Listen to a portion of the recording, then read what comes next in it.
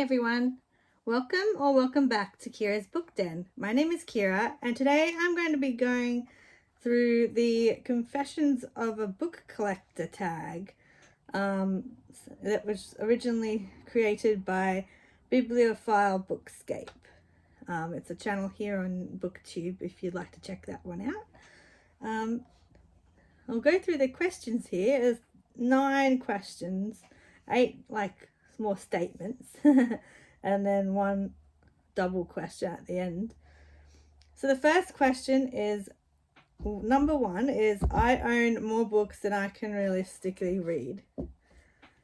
Yeah. This is my library room. I haven't recorded in here before, but yeah, there definitely is.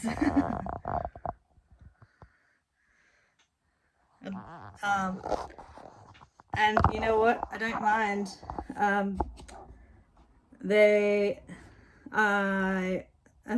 do sometimes get a bit of FOMO in the sense that I just like, oh, that book sounds so good, I want to read it.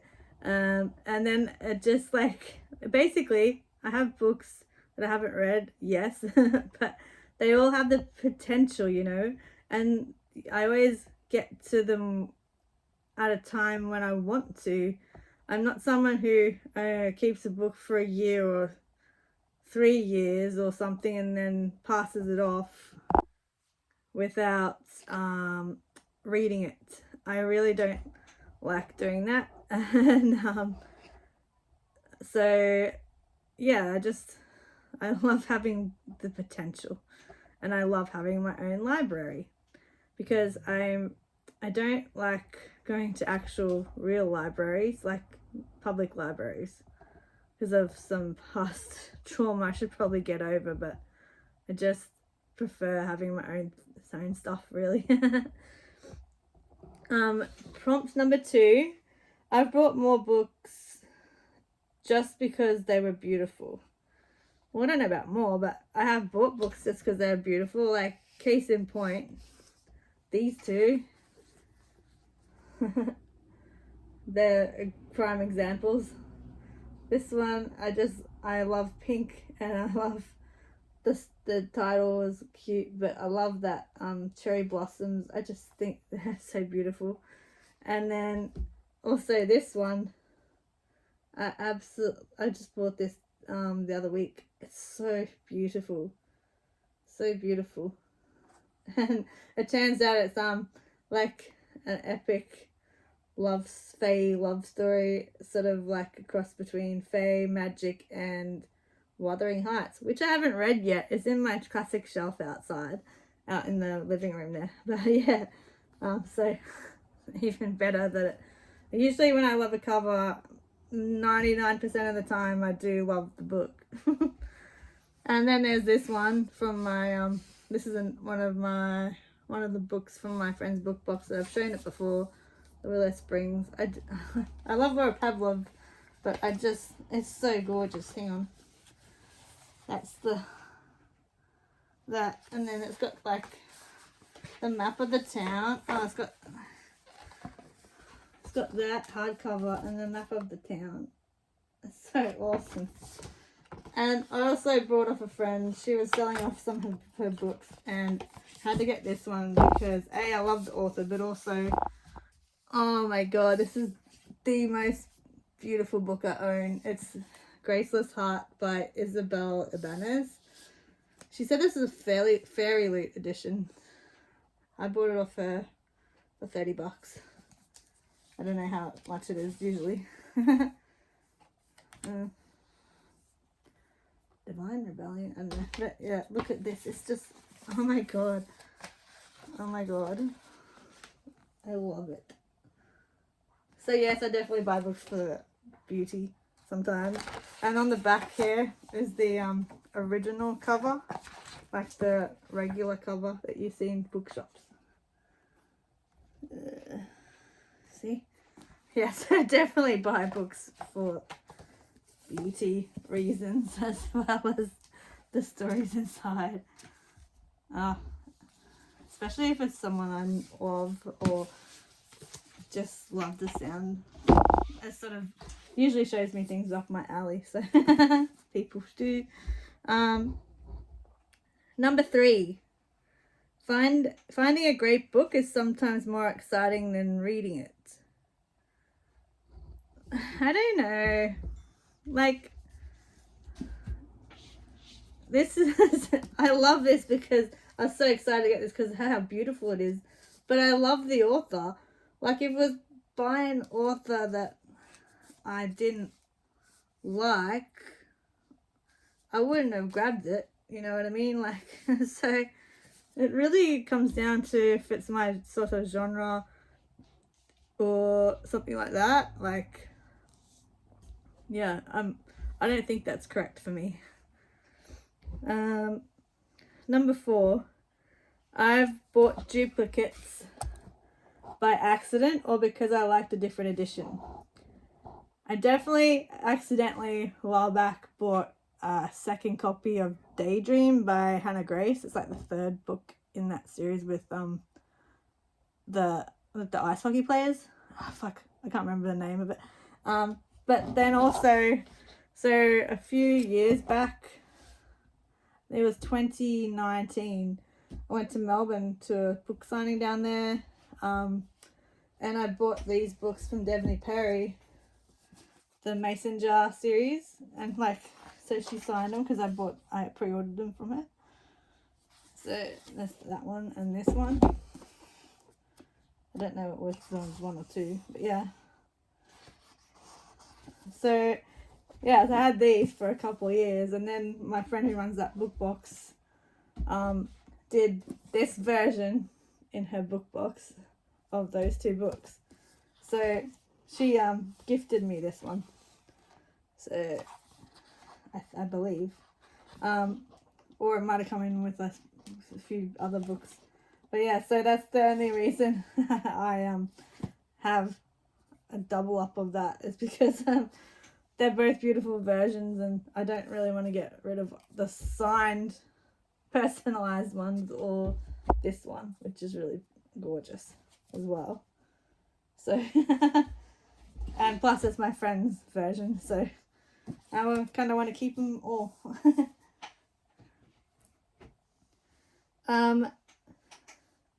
Number 5. I sometimes rearrange my bookshelves for fun. Not really for fun, more to like when I get new books to try and fit them. Like, I just did this room. Well, most of them were up already, but I've filled them up even more. Like, most of the ones that are up there now, they were in stacks and boxes all in this room. So I did that shelf, and I did these ones behind me. Like, put more on them. There were heaps of gaps and stuff. So like, there's a gap there, I think. Oh no, it's this pushback. So I did all this stuff. Yeah. So definitely not for fun. And there used to be an order, in the sense I used to do genre and then author, like alphabetical order of authors, and then I'd do like their series, put their series together and stuff like that. I didn't so much worry about the order of release if they were like different series and that sort of thing, but I did used to like group them together. I still have some of them together, like there's like some of the A.L. Jackson ones here and there, and then like there's all Lauren Rowe up here, and then some of my like romance shelves is still got a lot of the authors together, but and it's become more of a whatever fits where sort of thing. So like sizes of books and stuff like that. I don't care about having very beautiful shelving and like the books of one series being the same size and all that stuff. I'm more happy just to have the stories and the books. So yeah. But there's not really an order anymore. I've tried as hard as possible to keep authors close together, but yeah, it's kind of chaotic now. Number 6. There are books I'll probably never read but never get rid of. Yeah, well, some examples I got these. I've never read Wilbur Smith before. I don't know if I like him, but I got these cheap bargains. And the stories do sound interesting, so I thought they were really cheap at like Lifeline Book Fest many years ago. So like I don't know if I'll get to them, but maybe. And this one I more than likely will never get to it, but I wanted to keep it because this is an Australian Girl by Catherine Martin. This is the very first major literary work that ever came out of Australia. So it was published in originally, let me see, 18 something. So there's a chronology of her life here, the author. It was originally published anonymously in 3 volumes in 1890. So it's the first Australian classic ever. And that's I got this at the same Lifeline Book Fest as I got these. And I may never read it, but I don't care. It's just so brilliant to have something of historical value for my country. Literary historical value from my country on my shelf. So it's even got like the classical, like, look at that. The classic hardcover look. It's so awesome. It's literally just like a little museum piece for me more than anything. I've also got Henry Lawson's poems. They're the sort of thing like you just sort of maybe skim through occasionally. I haven't ever read that in full either. I don't remember where that is. It might be on the classic shelf as well, but yeah. So that's why I've got that. The next question is number 7. I've simply bought books because they were bargains. Yes, well, I just mentioned these guys, but also I got these at the Lifeline Book Fest that time as well. I haven't been for many years. Back then they were like the most expensive books were like $2. So yeah, I got these. These were originally from the Queensland Library,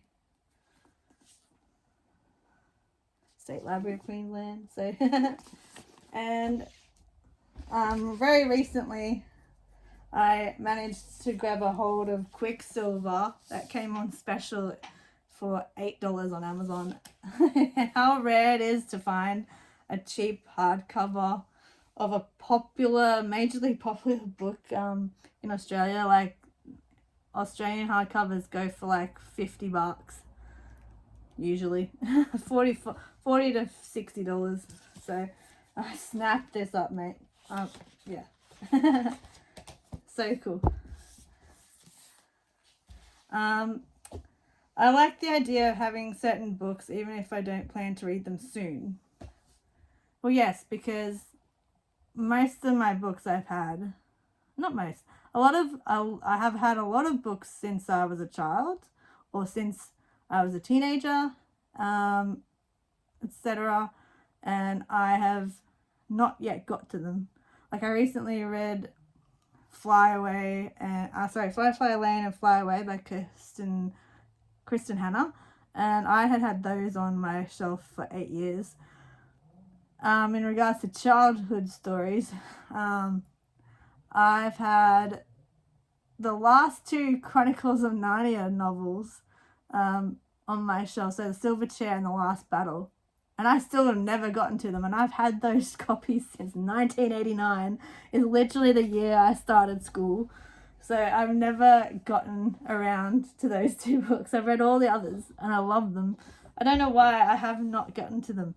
I want to, and I plan on reading them. It's just, I'll be like, I want to read this one, and then I want to read that one, and things get pushed to the side, sort of thing. So that's what's happened to those. I have to track them down and read them, finish the series, because I know what happens. I'm a big enough fan to still know what happened in other books. So yeah, it'll only take me like a few days because they're quite small. And I really love that series, always have, always will. And so I need to finish it. I've also got up here, behind the envelopes, I'm not sure if you can see, let me see. Yeah, so behind those envelopes and the Woody Woodpecker thing I've got up there, as I got some of the other Shadow Hunters books. So I've read the first series and the Mortal Instruments, but I haven't ever read the other series yet, and I've had them for, I've been in Brisbane for 17 years, so I've had them for about the same length of time. Yeah. Oh, there's Henry Lawson. I found him. I don't know if you can see it. If you can see on the picture, that's Henry Lawson. So he's one of our other classic authors. He's a poet though, not a novelist. So yeah. He did what we call in Australia bush poetry. Then the last prompt, where is it? I guess number 9. What's one confession you have as a collector? What's something you do that you think other collectors would understand? I tend to like having like a whole series and getting through a whole series, like so that I can have them on my shelf so once I've finished one, I rarely binge read series, but I'm starting to get better at finishing series now, so like it's good to have them on the shelf, and so then I can just easily grab the next one when I want. And I'm trying to do that more closely together, so I don't, because I bailed on the Beautiful Creatures series, and now I have to sort of do a bit of a catch up, a rehash of the first 2 books so I can finish it. I'm trying to be better about that, so having series available at my fingertips is good. Something else I do, something that other collectors would understand, that maybe I'm never going to stop buying more books, even though I've got so many books to read. I love buying books, and I love having them on my shelf. I often come in here and just like look at my books, and I just love being surrounded by them, and I just have this passion for them, for my collection, and I think a lot of other people would have a passion for their collection as well. Whatever you read, it doesn't have to be the same as me. I've got a bit of an eclectic collection, like romance and science fiction and women's fiction, historical fiction. I pretty much have every genre except for and there are exceptions to this rule as well. I'm not big on like crime novels. I like some. I've read a couple lately and I didn't mind, but as a rule I get a bit bored with them, and I don't like full on. I don't think I really like full on horror. Like I don't mind a bit of like a thrillery. I don't like gore. I don't like a lot of gore. That sort of thing, mainly. Like I like supernatural sort of stuff, but I don't really like murder stuff. I don't know. I guess again it's exceptions to everything, but I think that's what people would understand as the love of their library, their own personal library. You always have entertainment, you always have something you can pick up and read. And I don't just have a physical library either.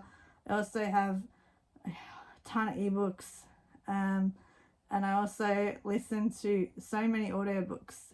I only started that, aside from some Doctor Who ones way back in the day, way back in like early 2000s. I really just got into them when Spotify started putting them on there, and they were included in the premium. So now I listen to so many audiobooks. I listen to them driving and when I have a shower, when I do chores and stuff like that. So yeah, I just love being surrounded by stories and books, and writing books as well. I write books. But yeah, so I think that's what people relate to. So thank you for joining me for this little confession of a book collector tag. I hope you have a great day. Do you have any responses to the questions that you'd like to share with us in the comments? If so, do that. Also, like and subscribe, and I will see you next time. Thanks for watching, and bye.